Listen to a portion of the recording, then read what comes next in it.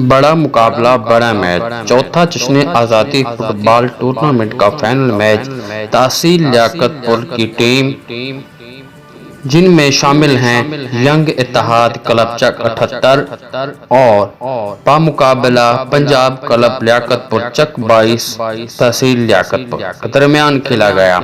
Match के मनाज़िर इंतहाई दिलचस्प और खूबसूरत थे। चक 78 के ग्राउंड में मैच खेला गया। अवाम की काफ़ी तादाद में शिरकत की। दोनों टीमों के खिलाड़ी धड़ल्ले के थे। दोनों टीमें बहुत ही जबरदस्त खिलाड़ी मौजूद थे। कमेंट्री के फराइज मशहूर कमेंटेटर शौकत मक्की और आरजे इसहाक अब्बासी ने अदा किए। खूबसूरत अंदाज से कमेंट्री जारी रखी। बच्चे बड़े पुरजोश थे।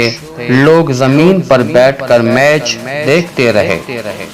मेहमान खसूसी में जनाब हजूर बख्श मंगरिया, प्रिंस ऑफ चौलिस्तान, मियाँ इकराम चौधरी, सियासी समाजी शख्सियत चकू के अब्बासिया मैच के मनाज़िर मुलाहिजा करें।